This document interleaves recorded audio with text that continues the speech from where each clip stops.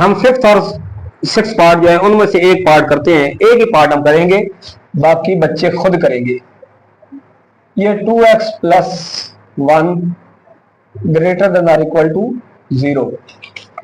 तो बच्चों देखो, इस क्वेश्चन को समझने से पहले एक और अहम बात जो आपको यहां पे समझानी है, वो उसके ऊपर तवज्जो आपकी जरूरी है।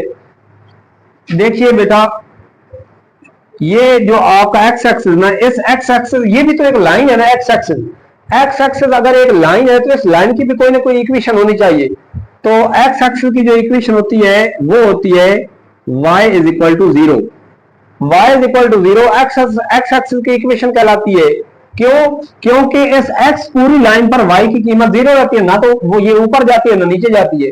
तो ये जो x एक्सिस होता है इसकी इक्वेशन का नाम होता है y इज इक्वल टू 0, और जो y एक्सिस है इसकी इक्वेशन का नाम होता है x इज इक्वल टू 0, क्योंकि यहाँ पे x 0 होता है, ना x इधर जाता है ना x इधर जाता है। एक बात आपने ये समझनी थी। दूसरी बात ये कि जब आपको कोई भी इक्वेशन दो वेरिएबल में दी जाए, कोई भी लीनियर इक्वेशन जब आपको दो वेरिएबल में दी जाए, तो उस वक्त तो आप दो पॉइंट्स निकालकर उनको ज्वाइन करते हैं। लेकिन अगर इस तरह की इक्वेशन आ जाए 2x+1 greater than or equal to 0, यानी एक ही वेरिएबल मौजूद है, तो हम यहाँ पे दो पॉइंट्स तो बना नहीं सकते। अगर दो पॉइंट्स नहीं बना सकते तो हम एक लाइन कैसे लगाएंगे? हमने तो ये कहा हुआ था कि एक लाइन बनाने के लिए दो पॉइंट जरूरी होते हैं। मैंने ये कहा था कि वो जो एक लाइन की इक्वेशन अगर दो वेरिएबल में हो तो उसके लिए दो पॉइंट जरूरी होते हैं। अगर वो लाइन हो ही एक वेरिएबल में तो उसका तरीकाकार जो है वो आपको अभी समझाया जा रहा है। यहां पे देखिए, अगर हमारे पास आता है x equal to 3, x equal to 3, अब ये तो एक ही नंबर है, इसका ग्राफ क्या होगा, इसकी लाइन कैसे लगेगी इस कार्टेशियन प्लेन में? तो देखिए x इक्वल टू 3 है, 1 2 और 3, तो x इक्वल टू 3 यहां पे इसकी लाइन यूं लग जाएगी, x इक्वल टू 3। यानी हम ये कह सकते हैं कि 3 हो या 4 हो, x इक्वल टू a जो है, x इक्वल टू a, इसका graph x equal to a का ग्राफ जो है, x इक्वल टू a का ग्राफ हमेशा y एक्सिस के पैरेलल होता है। ये y एक्सिस भी इधर जा रहा था और ये x इक्वल टू a का ग्राफ भी इधर जा रहा था। याद रख लें बच्चों कि x एक्सिस का ग्राफ जो है, x इक्वल टू a का ग्राफ y एक्सिस के पैरेलल होगा, और y is equal to a का ग्राफ जो है वो x एक्सिस के पैरेलल होगा। इस बात को आपने ज़हन नशीन रखना है, फिर आपने ये क्वेश्चन समझना है। x axis x equal to 3 है तो हमने ये ग्राफ लगा लिया। अगर आपके पास होता y इज इक्वल टू 2 होता, -2 होता, तो ये y 0 है, यहाँ पे 1 और ये -2, तो y इज इक्वल टू -2 का ग्राफ आपने x एक्सिस के पैरेलल बना दिया। तो इस तरीके से अब हम ये क्वेश्चन सॉल्व करेंगे। आपने ये याद रखना है कि x is equal to a का ग्राफ हमेशा y एक्सिस के अलांग बनता है, और y is equal to a का ग्राफ हमेशा x एक्सिस के अलांग बनता है। तो स्टूडेंट यहां पे देखें, हम लिखेंगे सॉल्यूशन, यहां पे लिखेंगे एसोसिएटेड इक्वेशन। एसोसिएटेड इक्वेशन क्या होगी? 2x+1 is equal to 0, 2x is equal to -1, x is equal to -1/2। अब ये देखिए x is equal to a आ रहा है या -a आ रहा है, तो हम इसका ग्राफ कैसे बनाएंगे? हम इसका ग्राफ बनाएंगे, x की वैल्यू -1/2 है, तो x यहाँ पे 0 है, ये आपका 1 होता है, ये आपका 2 होता है, तो ये आपका -1 होता है, ये आपका -2, तो -1/2 का मतलब है -0.5, तो -0.5 तो यहाँ पे कहीं होगा। तो x का ग्राफ आपको पता है, x is equal to a का ग्राफ y एक्सिस के पैरेलल बनता है, तो x is equal to minus इसका ग्राफ ये बनेगा। ये तो हमारा एक्स वाई एक्सिस है ना यहाँ पे, और उनसे थोड़ा छोटी लाइन बना लेते हैं ताकि कार्टेशियन प्लेन की लाइन से छोटी लाइन रहे। तो ये इस लाइन का नाम क्या है? x is equal to -1/2। तो ये हमने x इज इक्वल टू -1/2 का ग्राफ लगा लिया। अगर y इज इक्वल टू -1/2 होता तो y इज इक्वल टू -1/2 यहाँ पे कहीं आना था, उसको ऐसे आपने रिप्रेजेंट कर देना था। अच्छा, अब हमने इस इक्वेशन की लाइन तो बना ली, लेकिन अब इसमें शेड कहां पे होना है? दोबारा वही आपने लिखना है एज 2x+1 ग्रेटर देन 0। तो एट ओरिजिन जब x और y 0 पुट करेंगे, y तो खैर यहाँ पे है ही नहीं, तो x यहाँ पे 0 पुट करेंगे, 0+1, तो ये 1 ग्रेटर देन 0 हो जाएगा। 1 जो है वो 0 से बड़ा है, ये छोटा है, 1 0 से बड़ा है, तो इसका मतलब ये आपकी इक्वेशन जो है ये क्या है? ये आपका रिजल्ट ट्रू है। तो आपने इस ग्राफ को ओरिजिन की तरफ शेड करना है। तो यहाँ पे ये लाइन है और ये हमारा ओरिजिन है, तो आपने ओरिजिन की तरफ शेड करना। पाबंदी नहीं है कि कहां तक शेड करना, आप बेशक ऐसे ऐसे अपनी मर्जी के मुताबिक कर लें, लेकिन ऐसा भी ना हो कि इतनी लाइन लगा हुई और आप यहां पे शेड करते फिरें। आराम स्कूल से एक अच्छे अंदाज में आप अपना ग्राफ बनाएंगे और आपका ये क्वेश्चन इस तरीके से मुकम्मल हो जाएगा। तो स्टूडेंट आपको इन क्वेश्चन की बहुत आसानी से समझ आ गई है। अब हम नेक्स्ट क्वेश्चन में क्वेश्चन नंबर 4 जो करने लगे हैं, क्वेश्चन नंबर 4 में स्टूडेंट्स हम वो क्वेश्चन देखेंगे कि आपके पास दो इनइक्वालिटीज दी गई होती है, आपने दोनों इनइक्वालिटीज को एक ही ग्राफ पर ड्रा करना होता है और फिर दोनों इनइक्वालिटीज को ट्रू और फॉल्स चेक करना होता है। ट्रू फॉल्स चेक करने के बाद, गलत सही चेक करने के बाद उनके ग्राफ को इस तरीके से शेड करना है कि दोनों को सेटिस्फाई करे। ऐसा ना हो कि हम एक इक्वेशन का ग्राफ शेड करते हैं और दूसरी का ग्राफ जो है वो उल्टा हो जाए, या एक का सीधा करते रहे तो दूसरी का चेंज हो जाए। तो हमने उन दोनों को साइमल्टेनियसली सॉल्व करना है, तो हम उनको समझते हैं। हमारा क्वेश्चन नंबर 4 जो है, इसका हम एक क्वेश्चन करते हैं।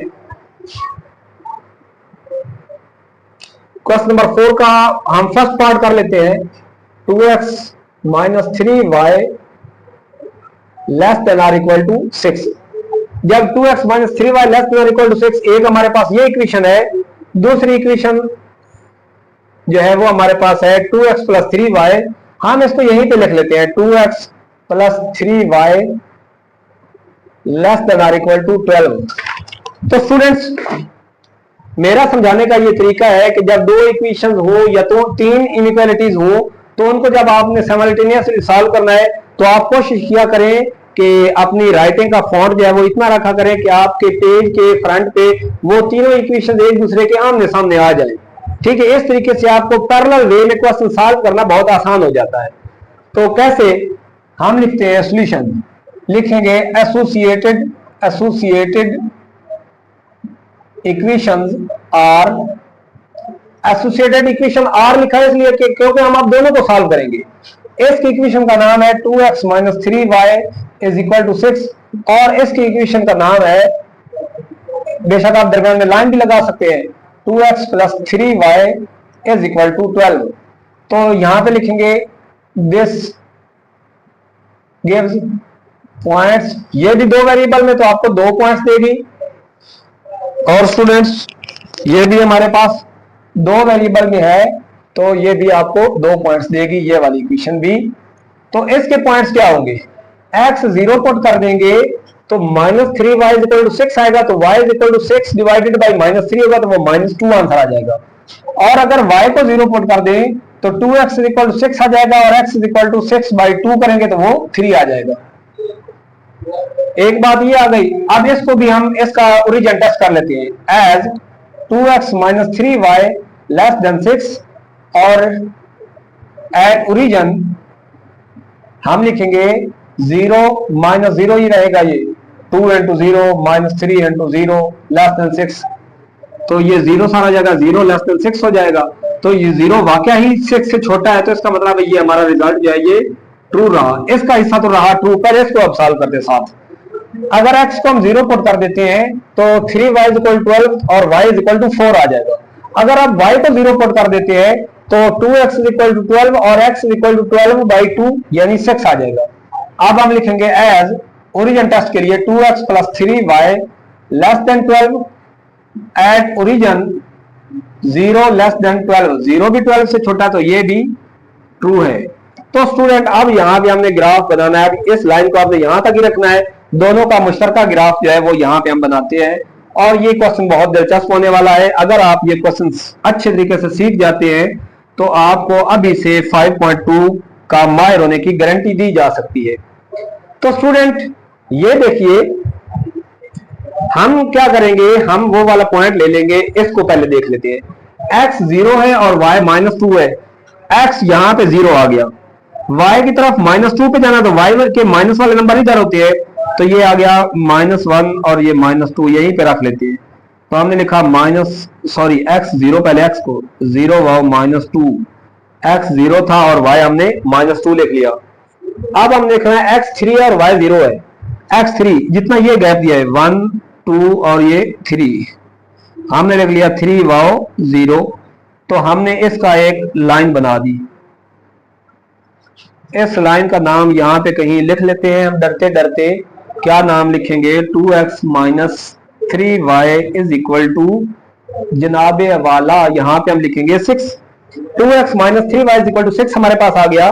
अब हमने प्यारे बच्चों इसका ग्राफ बनाना है। अब इसको शेड नहीं करना, क्योंकि अगर इसका ग्राफ हम शेड करेंगे तो हमें हो सकता है दूसरी का ग्राफ शेड करने में हमें प्रॉब्लम है। दोनों का ग्राफ हमने एक साथ शेड करना है कि दोनों इक्वेशन जो है वो सेटिस्फाई हो जाए। अब x इक्वल 0 और y इक्वल 4, x 0 y की तरफ 4 तक जाना है, 1 2 3 और ये 4, तो ये आ गया हमारे पास 0 y 4। अब देखते हैं x जो है ये हमारे पास 6 है और y 0 है। x 1 2 3 ये हो गया और 4 ये 5 और ये 6, तो ये 6 y 0। अब हमने इन दो पॉइंट्स को मिला देना है। कोशिश करें आप पैमाने से लाइन सीधी लगाया करें। यहाँ पे जगह कम है तो हम इस साइड पे नाम लिख देते हैं। इस इक्वेशन का नेम क्या है? 2x plus 3y is equal to 12। तो बच्चों अब हमने शेड लगा लिए। हमारे पास यहाँ पे ओरिजिन खड़ा है, 0 0 यहाँ पे होते हैं x और y की वैल्यू। अब हमने ये ग्राफ लगाना कैसे? देखिए इसको भी मैंने ओरिजिन की तरफ शेड करना है क्योंकि ये ट्रू है, इसको भी ओरिजिन की तरफ शेड करना है तो ट्रू है। बात समझने की क्या है, अगर मैं शेड करने लग जाता हूं, ये देखिए शेड करते आ रहे हैं हम, शेड करते आ रहे हैं, शेड करते आ रहे हैं। यहां पे देखिए जब हम यहां पे शेड करेंगे ये लाइन तो सही शेड होगी क्योंकि ये ओरिजिन की तरफ जा रही है, लेकिन जैसे ये वाला एरिया शेड करेंगे तो इस लाइन का बैक वाला एरिया शेड हो जाएगा। तो इसका मतलब है ये लाइन जिसने इधर शेड होना था ये लाइन तो साइड पे भी शेड हो जाएगी। इसका मतलब है अगर हम इस लाइन को पूरा शेड करेंगे तो ये लाइन जो है ये हमारा रिजल्ट जो है उसको डैमेज करेगी। और अगर हम पहले इसको शेड करते हैं तो ये ओरिजिन की तरफ जा रही है, ऐसे जाते जाते जाते नेक्स्ट जब हम यहां पे क्रॉस करने लगेंगे तो इसका बैक शेड हो जाएगा। जब इसकी बैक शेड हो जाएगी तो हमारे पास फिर ग्राफ गलत हो जाएगा।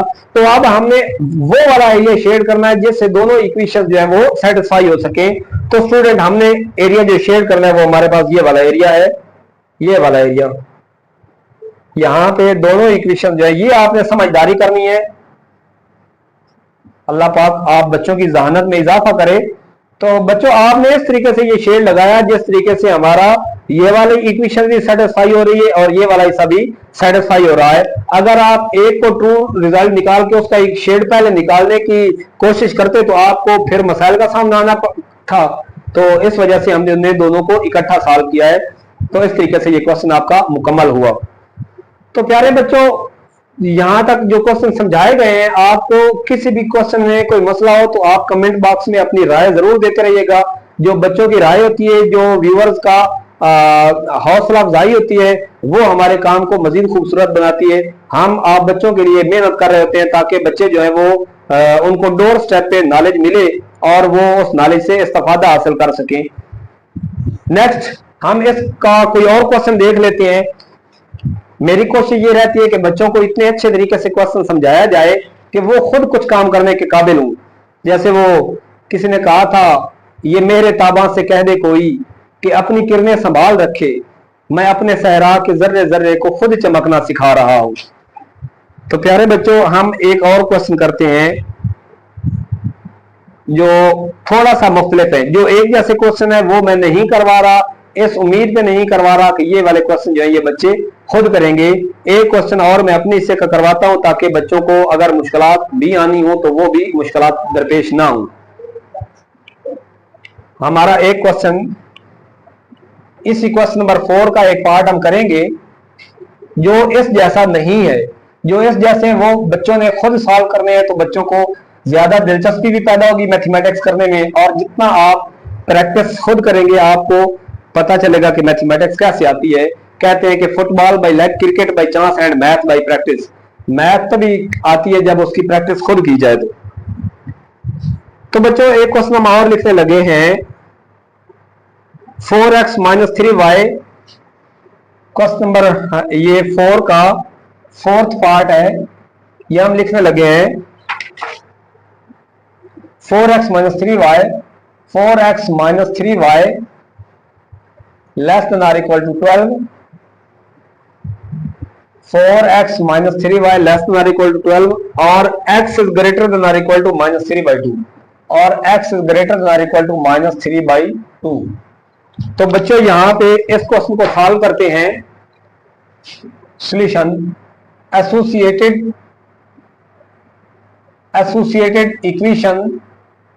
equations are, इसकी एसोसिएटेड इक्वेशन क्या होगी, 4x minus 3y is equal to 12 आ जाएगा और यहां पे x is equal to minus 3/2 आ जाएगा। तो यहां पे दिस गिव्स पॉइंट्स, ये वाली लाइन हमें 2 पॉइंट्स देगी। कैसे? क्योंकि ये 2 वेरिएबल में तो 2 पॉइंट देगी लाजमन। तो कौन कौन से पॉइंट हो गए? अगर x को बेटा 0 पुट करेंगे तो -3, ये हिस्सा 0 हो जाएगा 0 पुट करने से, और -3y इज इक्वल टू 12 हो जाएगा, और y is equal to 12 by -3, तो वो -4 रिजल्ट हमें देगा। और अगर हम y को 0 पुट करते हैं तो 4x इज इक्वल टू 12 और x is equal to 12 by 4, वो 3 आ जाएगा हमारे पास। अब हम इसका ओरिजिन टेस्ट भी लिख लेते हैं, as 4x minus 3y less then 12 है एट ओरिजिन। 0 पुट करने से ये वाला सारा ऐसा 0 हो जाएगा, 0 लेस देन 12 हो जाएगा, विच इज ट्रू रिजल्ट। लेकिन अभी तक हमने सबर का दामन हाथ से नहीं छोड़ना स्टूडेंट, अभी हमने इस क्वेश्चन को सॉल्व करना है। x इक्वल टू -3/2, ये देखें, लो जी आपका सबर खत्म भी हो गया, ये तो हमारे पास सॉल्व हुआ पॉइंट है पहले ही। तो अब हम इसका ग्राफ कैसे लगाएंगे? हाँ, इसका भी हम शेड कर लेते हैं, एज x ग्रेटर देन -3/2। तो जब हम एट ओरिजिन करेंगे तो 0 ग्रेटर देन -3/2, 0 जो है वो -3/2 से बड़ा है। तो जाहिर बात है 0 अपने माइनस वाले सब नंबर से बड़ा होता है, तो इसका मतलब है ये रिजल्ट भी ट्रू हुआ। अब हम इन दोनों का कॉमन ग्राफ लगाते हैं। तो x 0 है, y -4 है, x 0 है, y की तरफ -4, 1 2 3 और 4, ये लिखा हमने 0 -4, और x 3 है, y 0 है, x 1 2 और 3, x 3 0। तो इस तरीके से हमारा ये वाली लाइन बन गई। इसका हमने नाम लिख लिया 4x minus 3y is equal to 12। ये आपका एक पॉइंट बना। आप बच्चों आपका दूसरा पॉइंट जो है x इक्वल टू a का ग्राफ, आपको मैंने बताया है एक क्वेश्चन में कि x इक्वल टू a का ग्राफ जो है वो y एक्सिस के पैरेलल बनता है। तो ये देखिए x इक्वल टू -3/2 कहां पे आता है? -3/2 का मतलब है x इक्वल टू -1.5। तो ये -0 है, ये यहाँ पे -1 है, ये -2 है, तो -1.5 बिल्कुल दरमियान में आएगा। तो ये यहाँ पे आपने y एक्सिस के पैरेलल ग्राफ लगा दिया। ये इसको थोड़ा बड़ा भी कर दे, तो इसका नाम आपने क्या लिखा? x equal to -3/2। बेशक आपने इसको लगाने के लिए -1.5 कहा है, लेकिन जब आपने नाम लिखना है तो साथ आपने फ्रैक्शन की शेप में ही लिखना है। अब हमने दोनों को शेड करना, दोनों ट्रू है तो दोनों ओरिजिन की तरफ होगी, तो डेफिनेटली आपको नजर आ रहा है कि सिर्फ ये वाला ऐसा शेड होगा। इसको ऐसे ऐसे शेड करते आएंगे तो ये इक्वेशन मुकम्मल तौर पे शेड होती जाएगी अब आपके पास।